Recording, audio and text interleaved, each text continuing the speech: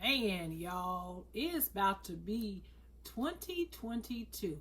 Anybody feel like me? Like, yo, 2021 went by so uber fast. Like, it had to be on steroids. Like, I'm still literally trying to piece together, okay, what was that? Like, seriously, I'm not being funny. Maybe not for you, but that's my testimony. I just wanted to pop on.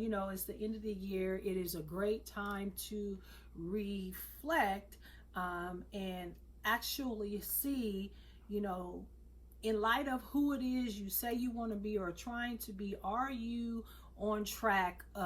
Are you making decisions and moves based upon that? Like, I love the end of the year. Now, if you are one that's like, oh my gosh, no New Year's resolution, a new year, is this the same you? Nothing is different about a new year. Well, that may be true, but culturally and traditionally, because the culture has uh, always use this time of year to reflect, there is something that our minds are acclimated to revisit and want to honestly look at ourselves and even open to making the changes that we need to change or things we need to do different. Like, that's just what it is. It's a thing. Now, whether you do New Year's resolution or vision boards or goals or set new goals or whatever it is, the thing is, there's something about this time of year that makes us more apt to honestly look at ourselves and what we've done and what works and what does not and what we would like to see. And so whatever your jam is, whatever your thing is, I hope that you have spent some time. I hope that you really are thinking about that, regardless of what you want to label it or tag it as. But please see, are you doing things that if not will get you there, but is pointing to that which you say you want and who you want to be? This is a great time for that. And as I've done that for this year, I don't have specifics, but I am taking some tools in my toolbox into 22 with me, so that whatever comes up, whatever is my thing or what I'm trying to accomplish in 2022, I will be prepared for it. We sometimes set goals, we set visions, we want to do things, but then we're not prepared to do or be who we need to be for it.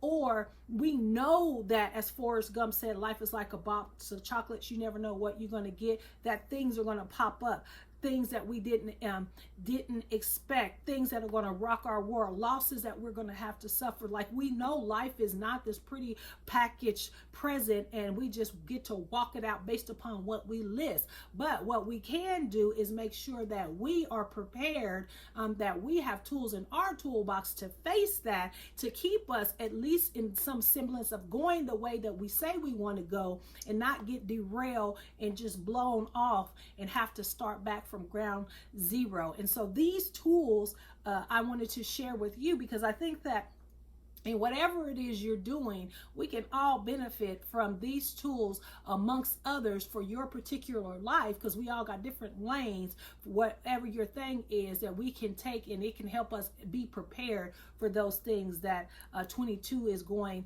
to bring. And so my first thing is, we gotta stop taking stuff so personal. Don't take it personal. Number one is, don't take it personal. We have become so sensitive, and there's nothing wrong with sensitivity, but we have become so sensitive that we take a no as a personal assault, as a personal indication of the value of who and what we are doing.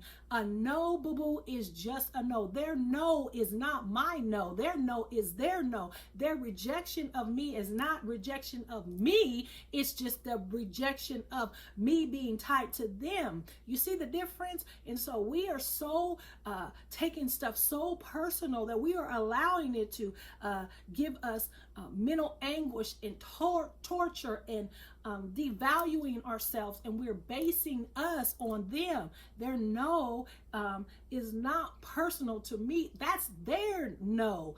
I or you just don't fit with where they see themselves going or what they're doing. And that's okay, y'all. That is okay, because we do the same thing. We do the same thing, and we're not rejecting. We're just saying that you and I cannot go here together. You are not going to be able to do this with me. That's my no. It doesn't even mean you can't do the exact same thing that I'm doing it. It just means you can't do it with me. It doesn't devalue or denote the worth and value of a person or a thing. It's just saying that the no is their no. So remember, don't take rejection and folks' no so personal and let it just beat you up and question yourself and question your worth and value. Don't take it personal. The second thing is we need to free ourselves from trying to conjure up, manufacture, or make this craze that we got going on called influence. Listen,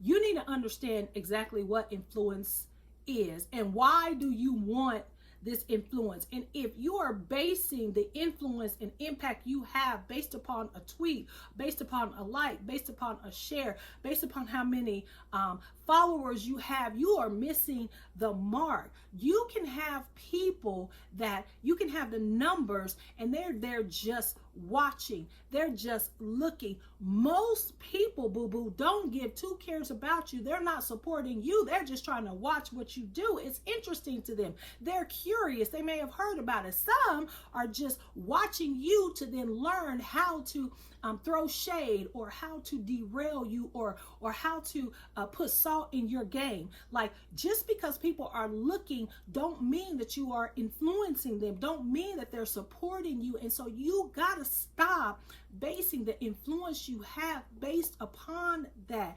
Y'all, this social media it's not real. How are you impacting somebody's life? If you are influencing, then that means that they are taking something from you and they're using it in their life. It is affecting their life. That's totally different from them somebody just watching you and looking at you. You know what I'm saying? We want to be seen so bad, and we are basing our worth and our value and the validity of what it is that we're doing, our jobs, or what we're trying to put out, whatever your thing is. Yes, we want influence, especially if you have a business and you have products that you want to do, or maybe you're trying to help. But understand, everybody is not for you. Everybody is not your people. We need to focus on those people that are. And I promise you, if you use your energy and your fortitude for those that you are influencing, I'm telling you, you will make a bigger impact on this world versus you have 100,000 followers and you call yourself an influencer, and then you're not an influencer. They ain't listening to nothing you say. They don't want to follow you. They don't want what you have. They just watching you, and people are watching you for their own thing to do, not so much about your influencing them. Be okay with that. That's okay. It's totally okay. But don't get tripped up and caught in that trap of trying to be that. And then ask yourself, why do you want to be this influencer? Why do you want to do the thing that you're doing? Is it based upon because you just want to be seen, or you really do feel that what you have to offer can influence in somebody's life for the better? Because there's a lot of messy influencers, and they are influencers, and they're influencing for bad stuff. They're influencing for stuff that is damaging and harmful. And so influence is a tricky thing. You got to be careful. So just know what it is that you're trying to do. And if you are to be that person's influencer, I promise you that you will be. And don't think because your numbers are low that somehow you're not influencing. Baby, please. You'll never know the impact you're making on somebody's life just by you trying to be genuinely you, genuinely giving what you have for the support and for the uplifting of folk. That's the biggest gift that you can give to them. And I promise you, you're doing that, and you will find out. The Lord, I probably gotta send you, just at a girl's kisses from heaven is what I say. He will send you some encouragement, because I know it gets hard, and you want to just do anything to get them to look at you. You don't want everybody looking at you, boo boo. You don't want everybody looking at you. Trust me. no matter what society says. And if that's what influencing is, that's how you know. That's no boo boo. Number 3 is relationships. We've got to stop allowing this culture to dictate what our hashtag relationship goals are supposed to be. That is crazy as hell. Yes, I said it, hell, because that's where it's from. You mean to tell me we are basing how we are going to do our relationship, what we are looking for, based upon another's relationship, which we don't know what's going on. We don't know their real life. We don't know what's behind closed doors. We don't know what they're going through at this moment. I can think of so many people that was hashtag relationship goals that are divorced now. And this is no shade. I'm just saying, you can't base your relationships and what you want based upon another's life, because you ain't living their life. You ain't in their relationship. But you see the pretty pictures. You see the Photoshop. You see them out. They look good. Matching outfits, coordinated. Hashtag relationship goals. And they're going through hell privately. You cannot base what you see publicly of anybody's relationship, and you need to stop trying to base your relationships on anybody's anyway. Who are you? What do you want? What does your life need? What is your goals, and what does your purpose need in order to support? Everybody's looking for this soulmate. Hashtag they soulmates. Hashtag this. Baby, please. Ain't nothing tied to your soul but your soul. Now, yes, you can be emotionally tied to people. You can have real lifestyles and habits because you've been with them, good or bad, for so long, but ain't nothing that you can get out of that's tied to your soul that you just can't leave, that you just got to take anything. So many people are stuck because they're like, this is my soulmate. On the other hand, some of us are missing our boos because we're waiting for a soulmate. And let me tell you something, a soulmate can be not a romantic relationship generally, and the only time that it was in the Bible that I seen that I was directed to was from two best friends, Jonathan and David. It was not a romantic relationship. Here's the thing, I watched Insecure. I'm sorry, I'm a late bloomer. I just now started watching it like 2 weeks ago, so I binge watched it, and the last one was last night. This show, the premise was two best friends, a clique of friends, two best friends, looking for love and life and purpose, and they're doing life as Black women in this country. Okay, it was great. But the last night's episode was profound because they found out all the relationships, all the stuff they were trying, looking for their soulmate, looking for their hashtag relationship goal. The soulmate was them. Just like, that's biblical, y'all. Say what you want. It was two best friends. And so, y'all, some people is looking for a soulmate. You looking for it in Tom, Dick, and Harry or Sally Sue, and you already have it. I have best friends. My soulmates is Amara Martin, is Zeron Porter, is Vanita and Gwen Culpepper. That's my soulmates, my best friends. And that's exactly how it was in the Bible. Two best friends, their souls are tied. Have you ever, your best friends, either you really, really liked them when you met them, y'all just clicked and became fam instantly, or you couldn't stand each other and then became ride or die. You see what I'm saying? So if you look at what you got, you probably already have soulmates in your life. So then that frees you up for not putting that pressure on your boos, your relationships that you're looking for as you're dating. You're looking for this sort of thing that's not fictional. You know who is a good mate? Somebody that's like-minded, somebody who is going the way you're going, somebody whose purpose is like-minded, not the same, but like-minded, somebody whose morals and whose faith beliefs are in common, not the same, but in common. Someone who's, when you get together, you guys are multiplied. What each separately do, it multiplies. That's a good mate. That's a good relationship goal. That's someone who is really a good contender for doing life and marrying. So many people are looking for something that is not even supposed to be in a romantic relationship because we are being provided ways to meet the soul, which is our mind, our will, and our emotion, the emotional needs. But we're so busy trying to put it on one person, on that person, and that's wondering why it doesn't work out and it breaks under that pressure. Because a soulmate can be your homies, your best friends, your ride or dies. You already probably have them, and so start utilizing that, singles. Start acknowledging that, and I promise you, the wait to meet your mate will be much more more easier. Your needs will be getting fulfilled from your soulmates, which they were intended. And the fourth thing is, it's okay to say, I got it wrong. You have to understand you got it wrong. I have believed I've heard from God and some things, and it wasn't him. It was just my desires were so strong, it overspoke his voice. I thought it was a good thing, and it was not. What I wanted overrode the signs, overrode everything that the God was trying to tell me. So it's okay. Everybody gets it wrong. Why are we staying in stuff that we know is wrong? Because we don't want to admit, I made a mistake. I thought this was what it was supposed to be. I may even thought it was God, and it wasn't.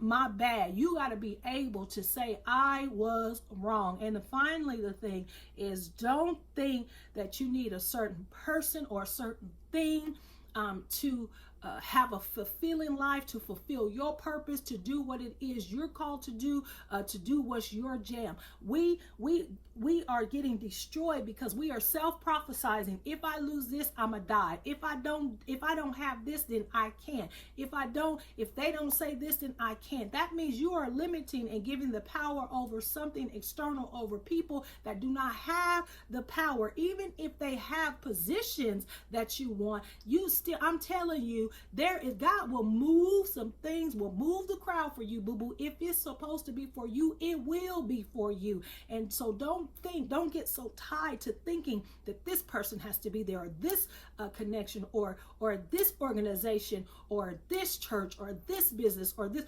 whatever the thing is. I am telling you, we are self-prophesying failure when we put all the power into something else or someone else. And you have to know it's okay to be not okay. That's my last thing. It's okay not to be okay, y'all. We have to stop acting like we are this perfect patties out here. We are not. And sometimes stuff, I love my sister, she got this little saying. I can't say exactly what did she say, but I can say the gist of it. She will say, if something really hurt her, she will say, yeah, I'm effed up about it. Yeah, that jacked me up. Ouch, that hurt. I say, ouch, that hurt. There's no reason, there is no value in lying about something that hurt you, like trying to pretend like it don't. How will you ever heal and deal if you won't even admit that, yeah, this stung, this hurt, this did me, so to acknowledge it, then you can see clear what you need to do about it. And even if you don't know what to do, y'all, some stuff we just don't know. Can we be okay with not knowing? Why we think we got to know everything and we know how it's going to go, how it's supposed to be? You could be wrong. I could be wrong. And sometimes I just don't know. Ask me why this happened. I don't know. Why that happened. I don't know. But what I can do is try to find an answer and be with you and encourage you and support you as you're trying to find out an answer. And hopefully you can do the same for me. We ain't got to know. The power of presence sometimes without the answer is more valuable than trying to conjure up an answer that ain't even right. You feel me? So these are just some of the tools I'm taking into my toolbox into 2022. I sure hope that you have some for you in your particular journey in your life. And what we all can do, have in everybody's toolbox, is encouragement, hope, belief that it can get better and it will get better, and that I'm strong enough to stand even if it does. Love you guys. Happy New Year. Bonus. And finally, but this is the basis of everything, your faith. You got to be able to stand on your faith, y'all. You got to know what you believe and why do you believe it, because you have so many voices. We have so many voices, so many things that sound good, that make sense, but isn't. You need to know whatever your faith is, you have to be able to stand on it. And you have to be able to stand on it alone. You're not always going to have even people that are like-minded, and you may be in the same faith, don't agree with you. And so you have to know that you know what it is you believe, what it is you are standing on. Stand on your faith. Your faith has got to be important to you because it is what undergirds you as you go through whatever it is that you go through.